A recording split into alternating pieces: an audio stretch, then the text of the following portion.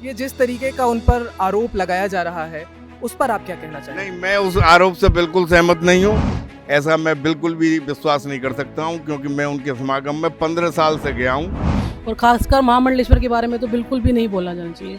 जो उनकी उपाधि है, ये बिल्कुल भी जिसने ये बोला है वैसे शोभा नहीं देता, ऐसे नहीं बोलना चाहिए। और सिर्फ राधा कृष्ण और पार्वती शिव दुर्गा माँ के अलावा वो कोई दूसरा लेक्चर भी अपने उसमें नहीं देते। वो ऐसी पहली पिछली बार जब कुंभ का मेला लगा था उसमें भी इन्होंने ऐसी नाटक किया था, और अब बनारस में भी ऐसी नाटक किया था कि मोदी जी के खिलाफ खड़ी होंगी। सख्त से सख्त कार्रवाई होनी चाहिए। जो भी झूठ है वो ऐसे किसी के भी बारे में नहीं बोला जाना चाहिए।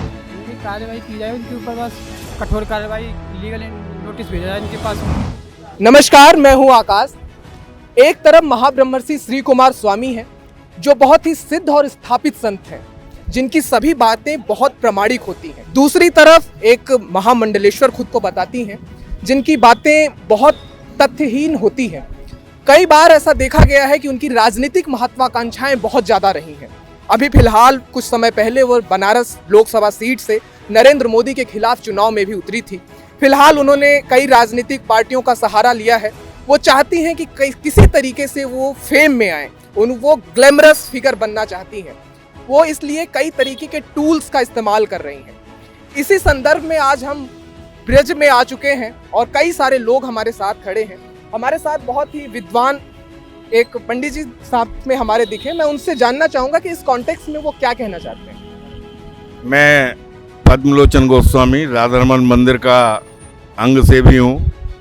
मैं महामंडलेश्वर श्री कुमार स्वामी जी से करीब 15 साल से जुड़ा हुआ हूँ, और वो शायद मेरे साथ उम्र में भी बड़े हैं। मेरे मंदिर में भी दर्शन करने आए थे, तो उनके मैंने कई बार समागम में भी मुझे जाने का सौभाग्य प्राप्त हुआ। समागम में भी वो राधा कृष्ण पार्वती जी शिव जी, इनके अलावा हनुमान जी, इनके अलावा कोई दूसरी बात ही नहीं करते थे। और जो बीज मंत्र होता है, वो बीज मंत्र वो अपने भक्तों को देते हैं। और इंडिया ही नहीं अपितु विदेशों में भी उनके काफ़ी फॉलोअर्स हैं, और हर जगह वो अपना समागम लगाते हैं। लाखों लाखों की, हजारों हजारों की भीड़ उस समागम में होती है। इंडिया क्या, विश्व के जो नामचीन प्रधानमंत्री, राष्ट्रपति, राज्यपाल जो भी हैं, वो सब धनाढ्य लोग भी, जैसे कि अंबानी परिवार, वो सब जो है वो उनके परिचित हैं और सबसे वो मिल चुके हैं। सबके साथ उनकी फ़ोटो है। अभी जो है वो ये राम कोविंद जी, आपके राष्ट्रपति मुर्मू जी, द्रौपदी जी, ये सब जो है वो उनके साथ फ़ोटो है। इस तरह से मैं नहीं मान सकता हूँ कि उन्होंने किसी अन्य भाव से कुछ कहा हो। ऐसा मैं बिल्कुल भी विश्वास नहीं कर सकता हूँ, क्योंकि मैं उनके समागम में 15 साल से गया हूँ, और सिर्फ राधा कृष्ण और पार्वती शिव दुर्गा माँ के अलावा वो कोई दूसरा लेक्चर भी अपने उसमें नहीं देते। ये जिस तरीके का उन पर आरोप लगाया जा रहा है, उस पर आप क्या कहना चाहेंगे? नहीं, मैं उस आरोप से बिल्कुल सहमत नहीं हूँ। और वो आरोप क्या है कि जब लड़ाई छिड़ जाती है तो वो सच झूठ भी जो है वो झूठ भी सच बनाते हैं और सच को भी झूठ बनाती हैं।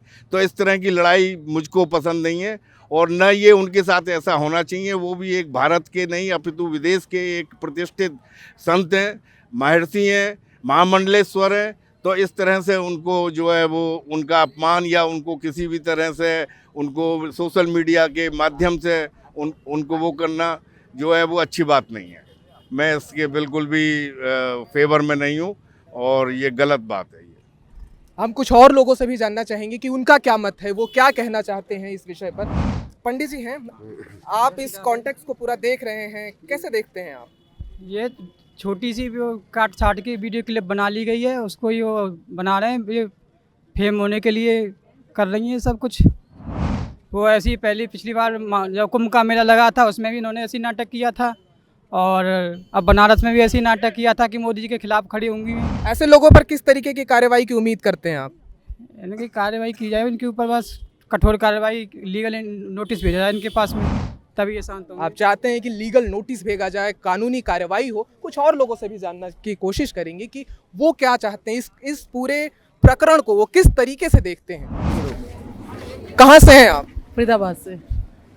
ये जो प्रकरण पूरा चल रहा है, इसे कैसे देखती हैं आप? मेरे हिसाब से बहुत गलत है। ऐसे बिना पूरी बात जाने ऐसे नहीं करना चाहिए।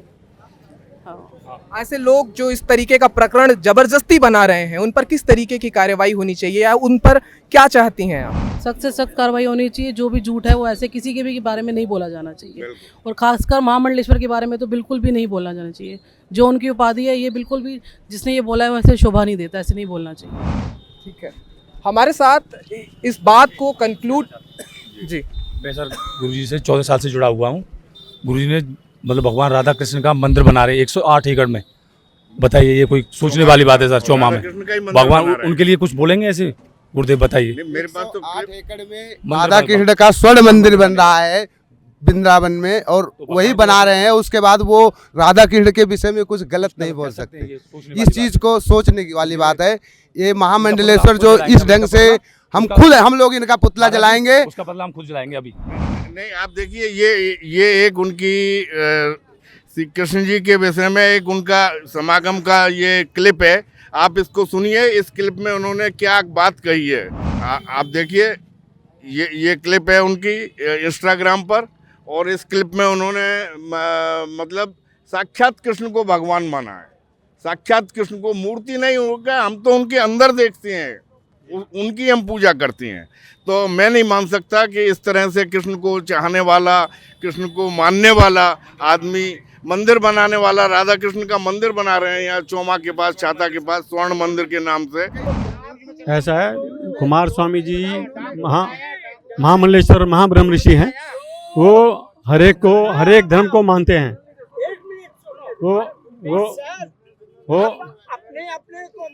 वो हर एक धर्म को मानने वाले हैं। तो ये थी ब्रज की जनता जो बहुत बुरी तरीके से प्रभावित है, वो आक्रांतित है। वो चाहती है कि ऐसे लोग जो गलत तरीके से बातों को प्रिडिक्ट कर रहे हैं उन पर कानूनी कार्रवाई होनी चाहिए, और ब्रज की जनता नाराज है। आप देखते रहिए भारत।